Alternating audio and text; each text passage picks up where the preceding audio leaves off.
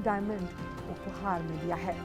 प्रधानमंत्री ने अमेरिकी राष्ट्रपति जो बाइडेन को एक विशेष चंदन का डिब्बा भी भेंट किया, जिसे जयपुर के एक मास्टर शिल्पकार द्वारा हस्त निर्मित किया गया है।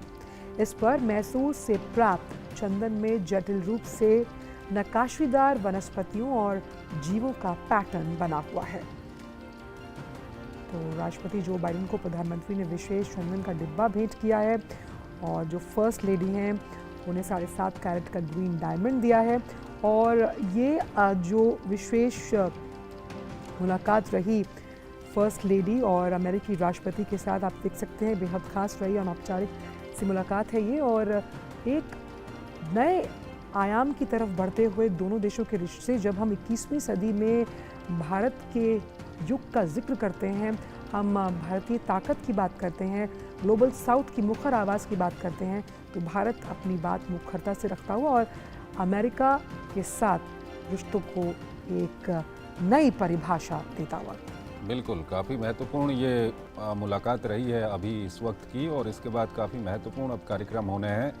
जो आधिकारिक बातचीत है दोनों राष्ट्राध्यक्षों के बीच में, प्रधानमंत्री नरेंद्र मोदी और अमेरिकी राष्ट्रपति जो बाइडेन के बीच में प्रतिनिधि मंडल स्तर की, वो आज शाम को, यानी कि वहाँ के अनुसार वो आज वो बातचीत होगी। उसके अलावा संसद के संयुक्त सत्र को, अमेरिकी संसद के संयुक्त सत्र को भी प्रधानमंत्री मोदी वहाँ पर संबोधित करेंगे। साथ ही साथ अमेरिकी राष्ट्रपति जो बाइडेन की ओर से उनके राजकीय सम्मान में भोज भी वहाँ पर दिया जाएगा। तो अगर ये कहा जाए कि भारत और अमेरिका के जो आपसी संबंध हैं वो लगातार मजबूत हो रहे हैं, और इन संबंधों में एक दूसरे को किस तरह से दोनों देश आगे ले जा सकते हैं, उस संबंध में जो महत्वपूर्ण बातचीत होगी वो अब आज होगी। और ये जो पर्सनल कनेक्ट है प्रधानमंत्री का, जब किसी देश में किसी राष्ट्राध्यक्ष से मिलते हैं चंद्रशेखर, यही उनको हम मान सकते हैं कई प्रधानमंत्रियों से अलग बनाता है। और यहाँ पर हम देख सकते हैं जिस तरह से जो पर्सनल केमिस्ट्री है और दोनों राष्ट्राध्यक्षों की, ये हमने कई जो मल्टीलैटरल फोरम्स हैं वहाँ पर देखी है, और उसकी वजह से ही हम ये मान सकते हैं कि दोनों देशों के रिश्तों में एक भावी असर नज़र आता है।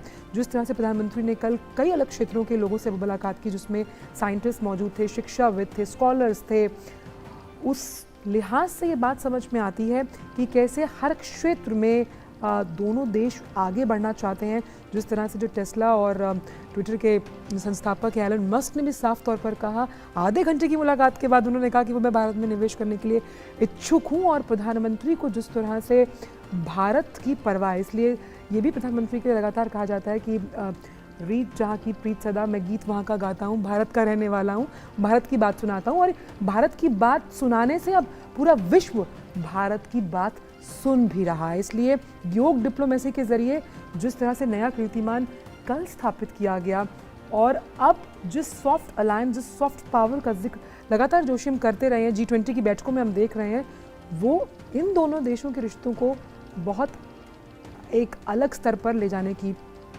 उम्मीद रखता है।